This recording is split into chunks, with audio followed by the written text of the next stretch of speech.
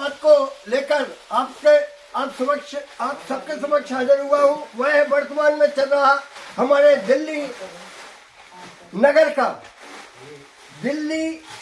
का चुनाव, विधानसभा चुनाव। उसमें हमारे माननीय कहे कि जो अपने आप को भगवान समझते हैं, वर्तमान 10 साल से यहाँ के विधायक रहे, मुख्यमंत्री रहे, वह अपनी तुलना प्रधानमंत्री से करते हैं। प्रधानमंत्री जो हमारे ही देश का प्रधान नहीं, वरन संपूर्ण विश्व का प्रधान है, जिसको देखकर संपूर्ण विश्व के नेता, विकासशील राष्ट्र के नेता, चीन और अमेरिका जैसे महाराष्ट्र के बाहुबली भी अनुसरण करते हैं, जिसके चरण वंदना करते हैं। एक नगर का आधा अधूरा मुख्यमंत्री आपको प्रधानमंत्री से तुलना करता है, जिसके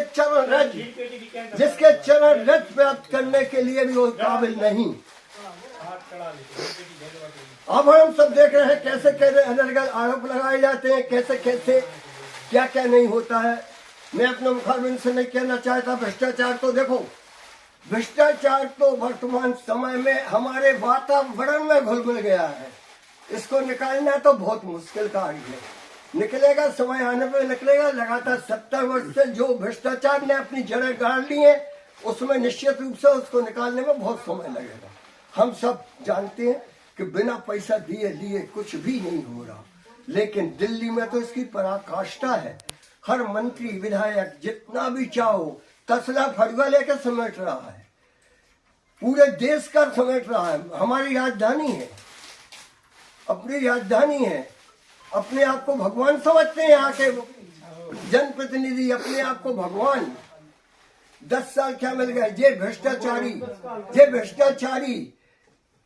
ये मान के चलो कि ये कहते हैं ना कि IAS IPS अधिकारी थे और सबको छोड़ के आए हैं, हमें कौन सी पैसे की कमी थी जो हम राजनीति कर रहे। चुरकट नंबर 1 की बेईमानी से बड़ा, इससे बड़ा कोई पाखंड नहीं हो सकता। वो जानता है कि हम इनकम टैक्स ऑफिसर बनेंगे, IAS IPS अधिकारी बनेंगे तो हम जिंदगी भर में उतना नहीं कमा पाएंगे जितना एक सौदा में इतने राजनीति में आके अरबों खरबों कमा दे। अरबों खरबों। ये वो आदमी है जो केजरीवाल जैसे महान संत के कंधों पर चढ़कर राजनीति में आया, समाज सेवा में आया। अब पूरे देश को कलंक बन गया है, कलंक। मैं तो कहता हूं कि देखो, तुलना करो ऐसे आदमी से करो जिन्होंने कहा है कहाँ भगवान और कहाँ राक्षस, कहाँ नीचे कहाँ ऊपर, कौन सी तुलना कर रहे भैया। फिर हम बार बार कह रहे हैं कि एक शहर का आधा अधूरा मंत्री हमारे पूरे देश के प्रधान से तुलना करता है, कहता है वो शीश महल में रहते हैं, वो तो राजमहल में रहते हैं। अरे भैया, उसको तो राजमहल बना बनाया मिला है, वो नहीं उसने चूना मिट्टी नहीं की। जहाँ तक कपड़ों का सवाल है, एक कपड़ा वो नीलामी के पहनता है, अपने कपड़ा सब नीलामी में बेच देता है। 1 करोड़ 5 करोड़ 10 करोड़ रुपया के एक उसके कपड़ा जाते हैं नीलामी में। उसका एक अंश वो अपने कपड़ों में लगाता है, बाकी गरीबों में बांट देता है। सरकारी अनुदान कोई लिया नहीं, उससे तुलना करता है भ्रष्टाचारी, जिसकी भ्रष्टाचार की यदि एक परत खोली जाए तो रामायण जैसी हो, गीता जैसी हो, बाइबल जैसे हजारों ग्रंथ तैयार हो जाए। इतना भयंकर भ्रष्टाचारी अपने आप की तुलना प्रधान से करता है। मैं तो एक हाथ जोड़कर विनती करता हूं, कोई भी किसी प्रकार से मेरे से गलती हो गई हो तो मैं क्षमा भी चाहता हूं, लेकिन इतना याद रखो कि कौन क्या है। सत्ता मत्ता ये राजमाज तो सब चलत है, लेकिन इतने अलग बातें नहीं करो। राजनीति में कोई भी ऐसी चीज नहीं होनी चाहिए जो हमारे राष्ट्र का अपमानित करे, हमारे राष्ट्र की अस्मत से खेले। मैं आपको पुनः इस पावन पुनीत अवसर पर बहुत बहुत बधाई प्रेषित करता हूं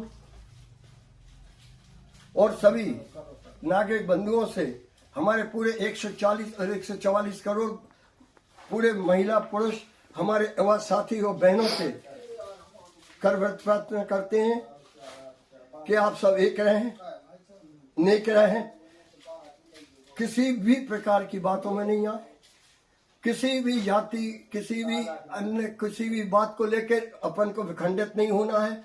हमें सब संगठित होकर काम करना है, तभी हमारा राष्ट्र पुनः एक बार सोने की चिड़िया के नाम से विख्यात होगा। इसी मंगल भावना के साथ अशोक सरकार का आपको सभी को सादर नमन, वंदन, अभिनंदन, सादर जय जिनेन्द्र, सादर जय जय श्री राम।